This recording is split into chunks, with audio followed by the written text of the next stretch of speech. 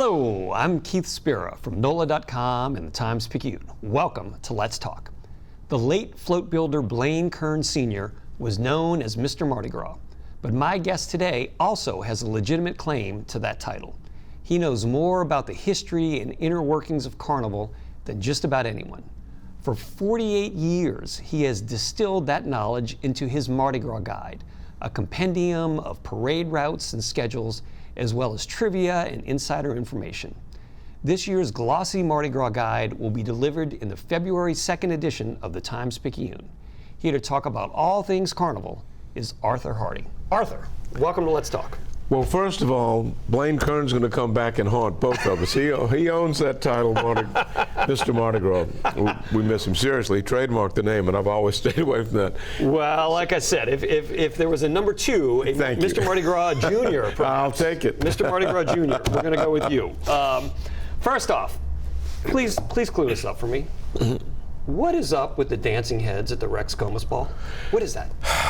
I don't get to go to the Comus side because I'm always at the Rex side. It's a throwback to traditions from a long time ago. Just fun, a different way to celebrate. You know, Mardi Gras is the same and different every year.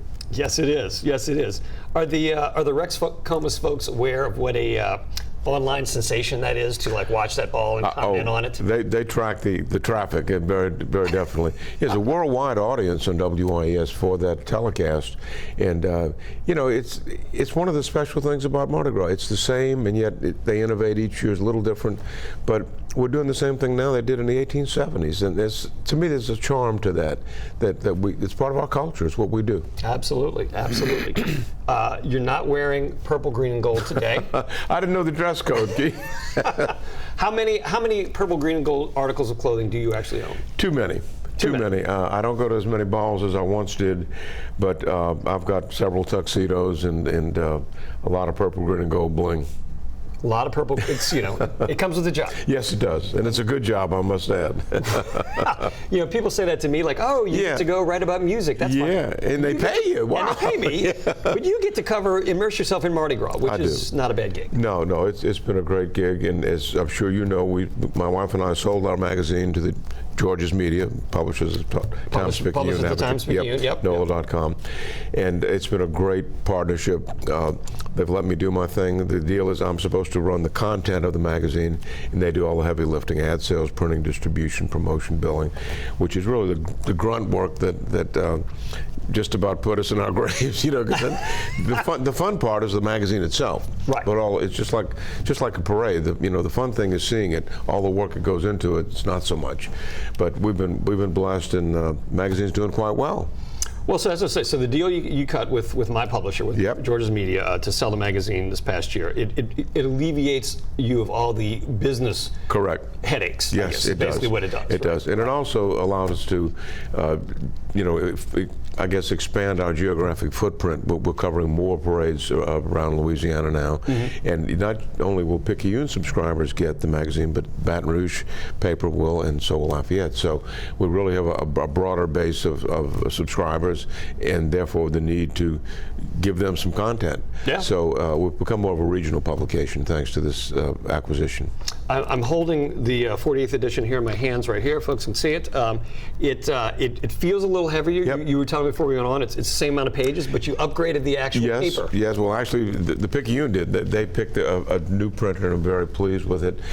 And we are actually out of magazines. Now, it doesn't mean magazines aren't available in the stores, but if Barnes & Noble calls and says we're out of copies, you're out of luck. We don't have any more. And that's never happened this early in our cycle, so I'm proud of that. And I mean, that's not hype, that's true. I'm out of magazines. That's awesome. That's awesome. And you can always subscribe to my paper, and you get your copy of my paper too. Your paper too, that's right. You're part of the family. Welcome aboard. Happy to be a part of it too, let me tell you.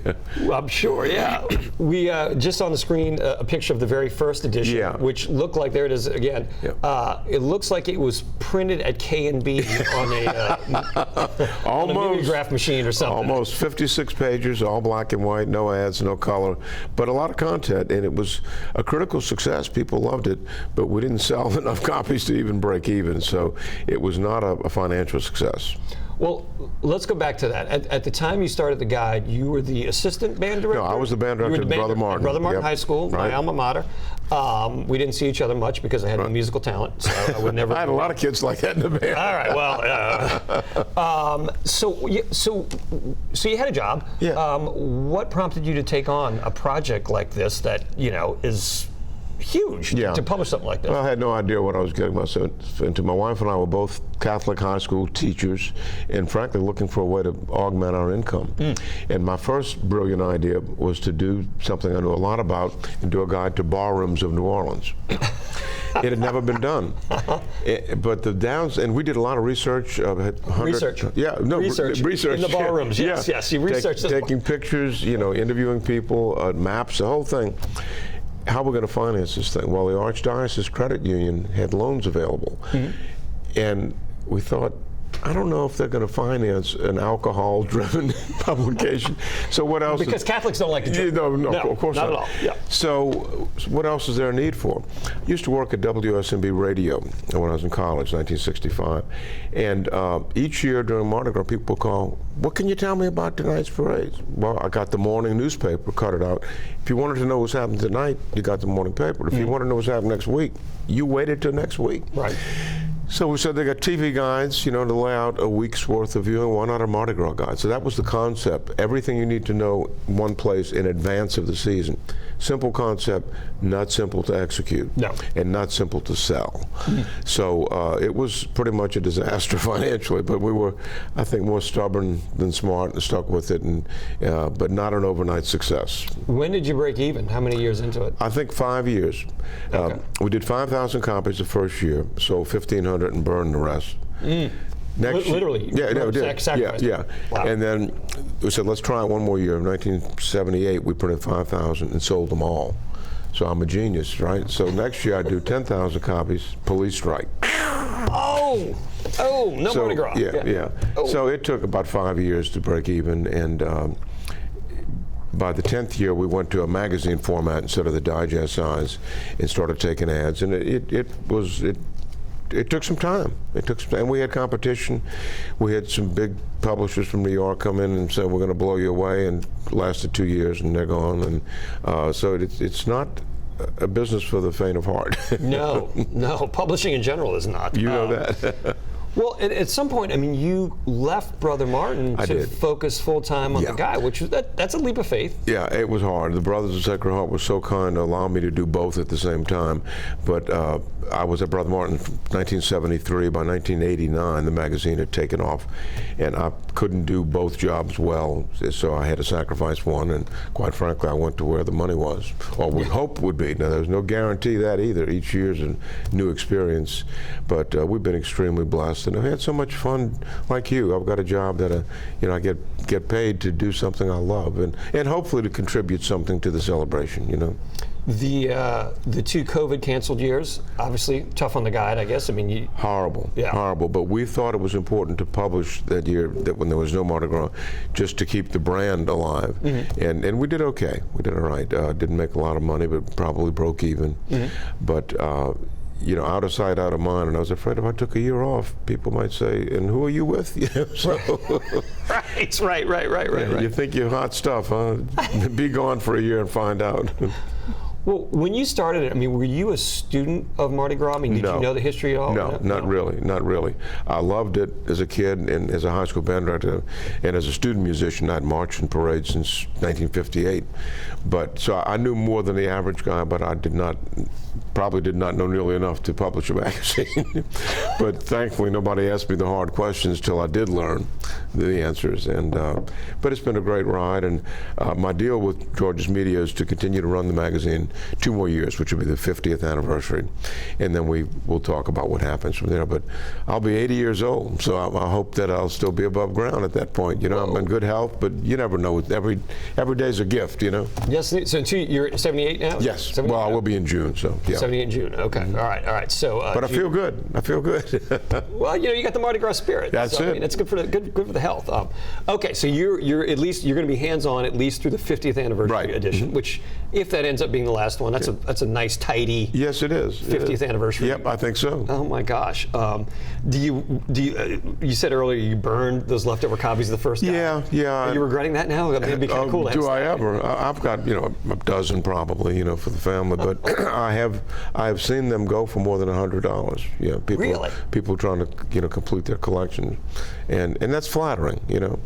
It also breaks my heart. You burned $150,000 worth of. Yeah, well, who knew? Who knew? Magazines. Oh my gosh. If you're just tuning in, my guest today is Arthur Hardy, the founder of the Mardi Gras Guide, the Essential Mardi Gras Guide. Let's talk about the celebration in general. The death of the doubloon. It originated, 1960, I think? With 1960, Rex organization. When I was a kid in the 70s, I would, fight people for doubloons. Oh, absolutely. My fingers still have the scars of getting stomped on. Yep. And they don't seem, for a while, they certainly weren't generating the excitement it seemed like, but maybe now there's a little bit of a resurgence. Yes. What's your take on that? There is, thanks to these what's called cutout doubloons, which in my mind are not doubloons, but the doubloon collectors swear that they are, and they collect them. The ones that are different shapes. Different shapes. Round, it could be a fleur-de-lis, it could be a shrimp boot, it could be anything you want it to be, sunglasses, and they are interesting. And if collectors want to say they're doubloons, that's fine, but it has definitely caused a resurgence. But the hot items now are anything with the crew's name on it. People become jaded. They don't want plain beans, play cups. Something that says Iris or Cleopatra or Muses or Morpheus. And then the signature throws. The Muses shoe, the Zulu coconut started it all, but the Muses shoe, and then there are 20 other parades that have an iconic throw, and people absolutely come up to the float and I want one of those, one of these. They're shopping. They have a shopping list. Yeah, they think they're at Walmart, but I'm happy to see that the environmentally friendly throws have become more popular now. That's an important thing, and it's a development that took a little while to kick off, but now people are saying we don't need all that plastic, in our homes or in our drains. And you make a good point. I love Endymion. That one every year. We have friends that live on the route. But man, when you look at Orleans Avenue after that parade passes, there are thousands of plastic cups that people just. Yeah. There are too many. People don't have a use for that many plastic cups. So I wonder at what point. The crews figure, they almost need to send someone along the route afterward to see what's on the ground and see what people aren't picking up and say, maybe we don't need this many of this. Because it looks bad and it's a waste. You could spend that money on stuff that people want. Exactly. But I think that's happening slowly but surely, and that's a good thing. And the city has a program called Recycle Dat. There'll be 6 places along the St. Charles Avenue route where they're like, I guess it's going to be a big container or something where you can throw throws that you don't want to keep. So it's a recycling effort, and I think it's good. Yeah. No, absolutely. One of the special keepsake items I think this year that everyone is going to want is this little guy right here. I'm going to hold him up. This, if you can see, is a porcelain Arthur Hardy that is in some of the Haydell's king cakes. Some of them, yeah. They have 2 throws this year. One is Gallier Hall reviewing stands, and the other's me. And I'm flattered. But a friend of mine called me and said, "Don't let your head get too big, Hardy. 2 years ago they did a porta potty, so." You're not really all that hot. You're second fiddle to the porta potty. Yeah, well, that's okay. Good company. It's all in fun. And both essential to Mardi Gras. You the porta got potty it. and you. I hope so. This little porcelain guy, he actually stands up, and so that's really cool. And got your glasses, got your mustache. Yeah, and those are hand painted, Keith, if you can believe that. Every one? Yeah, they are, and they're a little different. Some of them, my glasses are on my head. So one eye. End of Mardi Gras. Yeah, one eye here. Right. But that's okay, Some of them are the Ash Wednesday. Yeah, the poor people in China painting these things, they must have asked themselves, who is this guy? No, that's awesome. Other perks of the job, you've been asked to judge the annual greasing of the pole contest. I have. I can't do it this year, but I have done it in the past, and we'll do it again. Yeah, and that's where else on the planet do you get a chance to do something like that? Huh? Oh, there I am. Yeah, there's a picture of you. You seem to be taking your responsibility extremely seriously. It's important, man. What are you looking for in the pole greasers? Is it creativity, dedication to task? What are the important? Enthusiasm. Enthusiasm. There you are, toasting with some king cake. It looks like. Yeah. We had some very enthusiastic participants the year I did this thing. I mean, it was crazy. People take this seriously.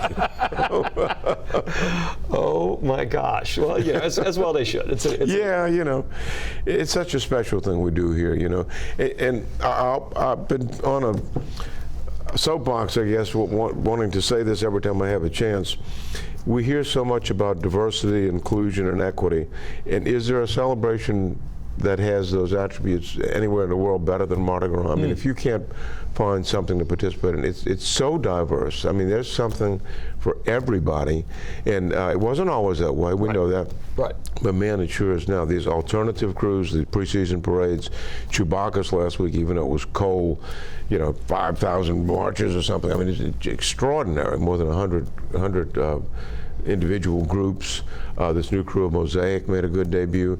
There's so much variety in the celebration, and it's happened organically, Keith. It's not it's not the city saying there will be 12. No.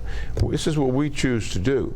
You can't make us do it. You can stop us from doing it, like during COVID. There'll be no parades, but you can't make people decide to celebrate. No. It just happens, and it's just I thought at some point I'd get tired of this, but it makes a child of all of us again. You hear the bass drum, it's a parade. Yep. Oh yeah. You haul out there. It's true. You know it. I do. I grew up here going to parades and loved them, and now take my kids and in the full circle moment, the Times-Picayune office on St. Charles Avenue is directly across the street from my dad's old office. Really? So I would spend Mardi Gras on Mardi Gras, Carnival Day, and all the others across the street from where the viewing stand is now. So you can go home again, huh? You can go home again. My entire life I've moved across the street. That's as far as I've progressed. And what a great place to see parades, too. Yeah. Right at the heart of St. Charles there. One of the other cool things that you've gotten to do is you've gotten to ride in the Rex Parade now for how many years? I think it's been my 5th year. And I had never ridden in a Mardi Gras parade before. Until 5 years ago, you had never ridden in a parade? And people used to criticize me that. How can you be an expert on something that you've never done? And I used to say, well, Frank Mignard's done 3,000 autopsies, never been dead, so give me a break. But yeah, it's a few years ago, Rex stopped doing background checks and invited me to ride, and I will continue to do so until they do that background check. Well, because in the old days, obviously you had to be kind of born into it. It was handed down. And Rex is the most open of the old line crews. Yeah. And a very diverse membership, I might add, which they don't make a big deal out of, because at this point in our lives, it's not a big deal anymore. Things have opened up so much, and proud of the philanthropic efforts that organization has done, and not just Rex. A lot of crews are doing charitable events, but Rex has given more than $14 million to public charter schools since Katrina. That's a lot of money and a lot of good. So we parade, but we also do fun stuff and important stuff beyond throwing beads and balloons. Yeah. Again, if you're just tuning in, my guest today is Arthur Hardy, the founder of the Mardi Gras Guide. Talking about sustainability and Rex, those the metal cups that they were throwing, are they still? Yes, they are. They are. That's a great innovation. Yeah, people don't throw those away. They're clamoring for them, and they're usable, of course, and they're really beautiful. This year they've got the Buff Gras on logo on the cups, and the riding lieutenants this year. And this is something that started, I think, last year. Each riding lieutenant will have a doubloon in the color of his costume, purple, gold, and green, and the captain has an aluminum silver doubloon that only he throws, or hands out. So Rex is still very much associated with the doubloon since they started the whole craze in 1960. That's right, 64 years ago. We're talking about the future of Mardi Gras. We've lost a couple of the giants of Mardi Gras in the last few years. Blaine Kern, as well as Ed Muniz, the founder of Endymion. I mean, and those guys were both visionaries that kind of ushered in the Super Crew era and what have you. I don't see a towering figure like that necessarily out there, but Mardi Gras, it seems like it's at the point where it's self-sustaining in some ways. It's almost on cruise control. You know, it really is. Or Cruise with K-R-E-W-E. Hey, Cruise. I thought of that. No, I didn't. Good. That's good. Thank you. I'm going to use it, though. I'm still. Yeah, no, really, it is. Endymion's in good hands with Dan Kelly, who's been Ed's assistant forever, and he took over as captain. And there's some special things in that parade this year, which rolls on Ed's birthday. In Endymion, really? Yeah, rolls on Ed's birthday? Yeah, it does, yeah. Oh. And that's going to be sweet. They have a special dedication to him. So they won't skip a beat. It'll be fun. But there are no replacements for Ed and Blaine. You're 100% right. But there's a lot of leadership, particularly in the female crews, which have really blossomed now. I did some math a few days ago, and I think it's like 8,800 members in the 4 largest female crews. Wow. That would be Iris, Cleopatra, Femme Fatale, and Muses. I mean, think about that. 8,800 members total in those crews. Yeah, it's amazing. And speaking of all those crews and Endymion, I've got to get more numbers done here, but on that day, all 3 parades on Canal Street are all done by Barry Kern and Kern Studios. I know Endymion, if you separate the floats, it's 80 units. And I'm betting Iris is in the 60s and Tuck's in the... So, I don't know, it's 230 floats you could see if you just stopped at one point and watched them go down the street. I mean, that's enormous. There's nothing in the world that can compare to that. And it's quite a day. It's much bigger than Fat Tuesday. Oh, 100%. Yeah, no, that weekend is just out of control. Yeah. Well, so looking ahead, I mean, what are the biggest threats to Carnival? I mean, obviously, you know, there was COVID. You know, there have been various social media kerfluffles that have popped up for a while and then kind of die out.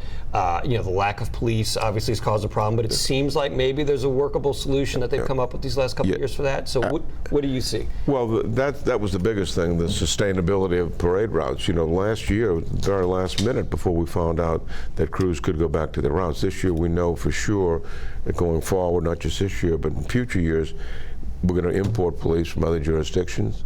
Sheriff Hudson's doing a good job with the Sheriff's Office Police Department. So we're going to be okay, and the Mardi Gras will be a model for other events like Super Bowl next year. You know, we don't have enough police to handle that, but now we know how to do this. So I'm not at all worried about that. An unspoken concern each year is terrorism. You know, Mardi Gras is a soft target. It's impossible to secure a 5-mile parade route. You know, if you see something, say something. I saw a guy with a bag and a mask. You know, you don't know what's in that bag. Right. I mean, a bag and a mask. Under a float, in the float. Yeah. But so, and I know that Homeland Security and all the departments have a good handle on security each year, and there've been some threats. You know, but thankfully we've handled it well. Well, and not just terrorism, but just crime in general on the parade route. I mean, you know, parade route shootings are you know, devastating. I mean, it's devastating. Any shooting is devastating, but you know, on the parade route, that really, you know. Yeah, and it has nothing to do with Mardi Gras. You know, it's declared a Mardi Gras. They're not aiming for somebody in a float. It's 2 thugs that got in a fight and don't shoot well. You know. Right. It really annoyed me a couple of years ago that bicycle tragedy on Esplanade Avenue happened during the Endymion parade, and it was tied into Endymion, the shooting. It wasn't on the parade, or had nothing to do with the parade. Right. And yet, if it happens 2 blocks away, somehow it's an Endymion shooting. You know, and I wonder if a child was conceived along the parade route in the home. Is it an Endymion birth? You know, come on, give me a break. You know. Wow. Yeah, that would require a certain amount of focus to make it, because it was Endymion passing by. Right. No. Exactly. I mean, Mardi Gras is the beast. You know, and things get assigned to it fairly or unfairly, and you know, and it becomes what it is. And especially, you know, when you get national media, they don't know the ins and outs of it. No. You know, it's always frustrated me when they depict Mardi Gras as this, you know, as Bourbon Street. Yeah. Oh my God! I mean, it's such a small fraction of what the thing is. And even that has toned down quite a bit in recent years, you know. But it's a remarkably safe and wholesome event. We know that, you know. But things happen, but it's always interesting how a few years ago after a Muses shooting, people said, "Oh, nobody's going to go there tomorrow night." And more people went to that corner the next night to see another parade. Said, "You're not going to win, buddy. This is my Mardi Gras. I'm going to this corner, and I'm going to see whatever parade's there." you know, and it's it shows you the resilience of people in New Orleans. You know, don't take my Mardi Gras away. Well, it's the same thing after Katrina. Yeah. The Mardi Gras after Katrina, where people were like, you know, it became this act of defiance to have a Mardi Gras and to go to a parade. And a lot of people, national media, thought we were crazy, you know, until they stayed and saw what it was all about, and it was probably the most special Mardi Gras ever. Yeah, no, absolutely. It was incredible. It was incredible. And I would say that to, you know, members of the national media, if you want to know what Mardi Gras is all about, get yourself a copy of this. Several copies. Several copies, yes. You can order several copies of the Mardi Gras Guide, Arthur Hardy's Mardi Gras Guide, and that'll tell you kind of all you need to know. Thank you. You know. All right, so do you actually get to go to parades? We just got a couple minutes left here. Do you actually go to parades for fun, or are you working all the time? I'm pretty much working. You know, with Fox 8, we cover several parades, and I try to make a couple, but the legs are a little older than they once were, and parking has gotten harder, but the ones I do go to, I enjoy. You know, it doesn't get old. It really doesn't. Do you wave and do they throw you? Well, I try not to, because if people see me, they throw too much stuff, and I've been hit in the head with a bag of beads and all. I just want to see it, and it's not just this. It's it's not just the floats. It's the people, the smells, the sounds, and I'm a people watcher. You know, so it's a grand experience. Do you costume on Mardi Gras Day? On you're the right. float. Right through. You ride on the float. So you ride on the rack. I'm on the jester float, so we wear jester outfits, and I'm the first man on the passenger side. So say hello to me, and maybe I'll throw you something.